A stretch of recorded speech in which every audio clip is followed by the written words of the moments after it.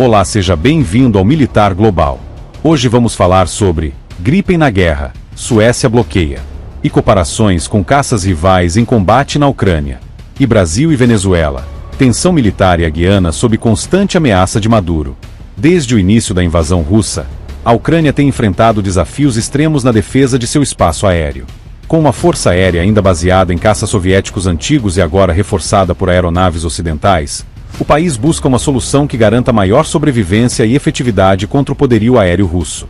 O Gripen surge como uma opção capaz de alterar o equilíbrio, oferecendo vantagem significativa sobre as aeronaves já utilizadas na linha de frente. Se você é apaixonado por assuntos militares e quer se manter atualizado sobre os principais acontecimentos, não esqueça de apoiar o canal. Seu suporte é fundamental para continuarmos trazendo conteúdos exclusivos e mantendo você informado sobre os desdobramentos mais recentes no mundo do militarismo. Juntos, podemos explorar ainda mais as estratégias e os bastidores dos conflitos que moldam nosso tempo. E lembrando, ative o sino de notificações para receber o próximo vídeo. Agora, vamos voltar à notícia. A Força Aérea Ucraniana conta com aeronaves MiG-29 Sud-27, modelos projetados durante a Guerra Fria e que, embora robustos, apresentam deficiências tecnológicas em comparação com os caças russos modernos. Mesmo com o recebimento de aeronaves ocidentais como os F-16 e Mirage 2000, há limitações estruturais e operacionais que impedem uma resposta eficaz à ameaça russa. A capacidade de operar em pistas curtas e rodovias confere ao Gripen uma vantagem crucial sobre outros caças.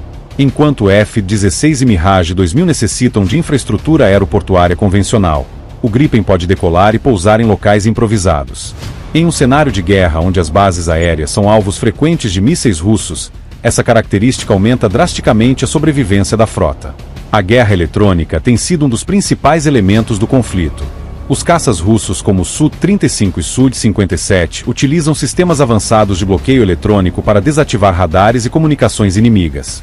O Gripen, no entanto, se destaca com um dos mais modernos sistemas de contramedidas eletrônicas do mundo, capazes de detectar, neutralizar e enganar interferências russas, permitindo que opere mesmo em condições hostis. O custo de operação do Gripen é outro diferencial. Caças como o F-16 e Su-35 demandam altos investimentos em manutenção e suporte logístico. O Gripen, projetado para manutenção rápida e eficiente, pode ser preparado para um novo voo em menos de 10 minutos, mesmo com uma equipe reduzida. Esse fator permite que a Ucrânia maximize sua presença aérea sem comprometer seus recursos financeiros. A escolha de armamentos também é decisiva. O Gripen pode utilizar o mísseis Meteor, um dos mais avançados do mundo, com alcance superior a 150 km. Esse armamento supera as opções disponíveis nos caças soviéticos e ocidentais na Ucrânia, garantindo a capacidade de abater aeronaves inimigas antes mesmo que possam reagir. A compatibilidade com sistemas da OTAN é outro ponto relevante. Embora os F-16 também sejam integrados a padrões ocidentais, o Gripen possui um sistema de comunicação altamente eficiente e interoperável, facilitando a coordenação com aliados. Essa característica permite missões conjuntas mais eficazes, ampliando a capacidade defensiva ucraniana. A manobrabilidade do Gripen também é um fator crucial. Projetado para combates aéreos modernos, ele supera o F-16 e os caças soviéticos em agilidade e capacidade de resposta. Isso se traduz em maior sobrevivência em combates aproximados e melhor desempenho contra aeronaves russas. A logística reduzida para a operação do Gripen permite que seja rapidamente deslocado para diferentes regiões. Isso é vital em uma guerra dinâmica, onde a flexibilidade operacional pode definir o resultado de batalhas. Os caças soviéticos que ainda compõem a Força Aérea Ucraniana são vulneráveis aos sistemas modernos russos. O Gripen, com sua tecnologia furtiva e capacidade de resposta rápida, garantiria uma defesa mais eficiente. A integração com drones e sistemas autônomos também destaca o Gripen. Com um ecossistema de combate conectado, poderia atuar de forma coordenada com aeronaves não tripuladas, ampliando as opções táticas. O suporte de aliados é crucial para a Ucrânia. A Suécia, produtora do Gripen, demonstrou interesse em auxiliar o país, e a adoção desse caça poderia fortalecer laços diplomáticos e militares. A defesa aérea moderna exige caças que possam operar mesmo sob pressão. O Gripen se encaixa perfeitamente nesse perfil, trazendo autonomia operacional sem depender excessivamente de infraestrutura vulnerável. A sobrecarga das frotas ocidentais na Ucrânia é um problema real. O Gripen, ao reduzir custos e manutenção, permitiria uma presença sustentável a longo prazo, sem comprometer os recursos militares e financeiros do país. A rapidez na adoção de novas tecnologias é uma marca do Gripen. Enquanto os F-16 precisam de adaptações para receber sistemas modernos, o Gripen já vem preparado para inovações futuras, garantindo sua relevância a longo prazo. A doutrina militar russa prioriza o uso massivo de caças e mísseis para suprimir defesas inimigas. O Gripen, com sua capacidade de dispersão e sobrevivência, poderia frustrar essa estratégia, garantindo maior tempo de resposta para as forças ucranianas. A guerra moderna depende da combinação de tecnologia, custo-benefício e flexibilidade. O Gripen atende a todos esses critérios e se apresenta como uma solução superior aos caças já em uso na Ucrânia. Se a Ucrânia recebesse o Gripen, poderia transformar sua defesa aérea e neutralizar a vantagem aérea russa. O que aconteceria se um caça que alia tecnologia avançada, custo reduzido e capacidade de operar em qualquer ambiente fosse integrado às forças ucranianas, garantindo não apenas resistência, mas uma verdadeira mudança na dinâmica da guerra? Agora vamos para outra notícia. Brasil e Venezuela. Tensão militar e a Guiana sob constante ameaça de Maduro. Nos últimos anos, a relação entre Venezuela e Guiana tem sido marcada por tensões territoriais que afetam não apenas os dois países, mas também o Brasil, dada sua proximidade e o contexto geopolítico mais amplo. A disputa pela região do Essequibo, uma área rica em recursos naturais como petróleo e ouro, tornou-se um ponto crítico, pois a Venezuela reivindica soberania sobre esse território, algo que a Guiana refuta com base em tratados internacionais. A situação exige um olhar atento sobre os desdobramentos dessa disputa, principalmente considerando o envolvimento de potências como o Brasil e o papel de líderes como Nicolás Maduro e Luiz Inácio Lula da Silva. Em primeiro lugar, é necessário compreender o interesse estratégico da Venezuela na Guiana. A localização geográfica do território disputado, especialmente sua proximidade com o Mar do Caribe, torna-o extremamente valioso.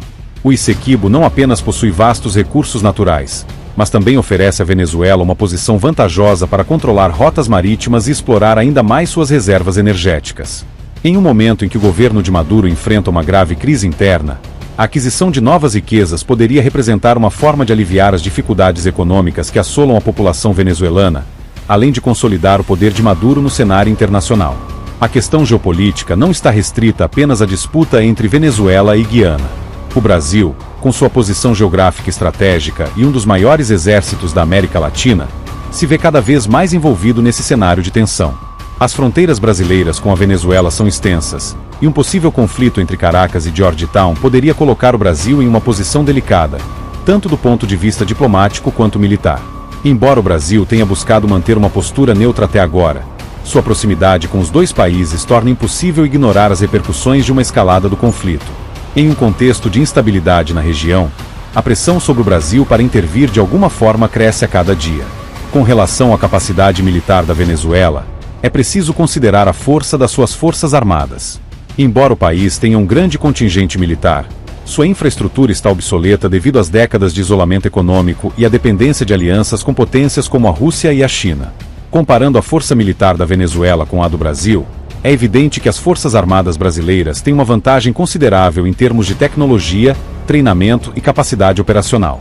O Exército Brasileiro possui equipamentos modernos, uma estrutura militar bem treinada e alianças com potências como os Estados Unidos, que proporcionam um apoio substancial em caso de necessidade. Em contraste, as Forças Armadas venezuelanas, apesar de seu número, sofrem com limitações significativas de recursos e treinamento. A relação entre o presidente Luiz Inácio Lula da Silva e o governo de Nicolás Maduro tem sido alvo de críticas, tanto no Brasil quanto internacionalmente. Lula, atualmente no cargo de presidente do Brasil, tem mantido uma postura de proximidade com o regime venezuelano, frequentemente elogiando a solidariedade entre os dois países e a importância da parceria. No entanto, é importante notar que, apesar de algumas críticas pontuais de Lula em relação às atitudes autoritárias de Maduro, o presidente brasileiro tem se alinhado consistentemente com o governo venezuelano. Ao longo dos anos, Lula sempre demonstrou uma relação estreita com o regime de Maduro, e esse apoio é percebido como uma tentativa de fortalecer laços com um aliado estratégico, especialmente em um contexto de polarização política na América Latina. Esse apoio contínuo de Lula a Maduro tem gerado divisões dentro e fora do Brasil. Por um lado, há os que defendem que a aproximação com a Venezuela é uma estratégia para promover a união latino-americana, especialmente em contraste com a influência dos Estados Unidos e outras potências ocidentais na região. No entanto, A relação com Maduro também tem atraído críticas por parte de muitos setores, que consideram esse alinhamento perigoso, dado o histórico de repressão política e violações dos direitos humanos no país vizinho. A postura de Lula tem colocado o Brasil em uma posição delicada, pois sua relação com a Venezuela afeta suas alianças com outras potências, como os Estados Unidos, que consideram o regime de Maduro uma ameaça à democracia na região. A tensão na fronteira Brasil-Venezuela, que se intensificou nos últimos anos, representa um risco crescente para a estabilidade regional. A presença de guerrilheiros e milícias ao longo da fronteira, alimentada pela crise humanitária e política na Venezuela, é um reflexo da instabilidade que afeta diretamente o Brasil. Milhares de refugiados venezuelanos têm cruzado a fronteira em busca de abrigo, colocando uma pressão adicional sobre os recursos e a infraestrutura do Brasil. A situação na fronteira também tem gerado confrontos esporádicos entre as forças de segurança brasileiras e grupos ilegais, o que eleva o risco de um conflito militar em uma área já sobrecarregada por tensões. A possibilidade de uma guerra entre Brasil e Venezuela, embora improvável, não pode ser totalmente descartada. O envolvimento militar do Brasil dependeria de diversos fatores, incluindo a escalada do conflito com a Guiana, as pressões internas por parte de aliados internacionais e a capacidade do Brasil de se envolver em um conflito sem comprometer sua segurança nacional. Mesmo que as Forças Armadas brasileiras tenham uma vantagem clara sobre as venezuelanas, com equipamentos modernos e uma estrutura bem treinada, a instabilidade regional torna qualquer envolvimento militar uma decisão delicada. O Brasil possui forças armadas de alto nível, bem equipadas e treinadas para lidar com diferentes cenários, mas a proximidade com a Venezuela e a instabilidade na fronteira aumentam os riscos de um confronto. Além disso, as dificuldades internas do Brasil, como a crise fiscal e questões sociais, tornam qualquer envolvimento militar mais complexo. A postura de Lula em relação à Venezuela, ao mesmo tempo em que busca preservar alianças políticas com Maduro, coloca o Brasil em uma posição vulnerável, diante das pressões internas e externas que cercam essa relação. Por fim, a situação geopolítica da América do Sul está em um ponto de inflexão. O Brasil, com sua importância estratégica na região, precisa definir como lidar com a crescente ameaça de instabilidade na Venezuela e a disputa com a Guiana.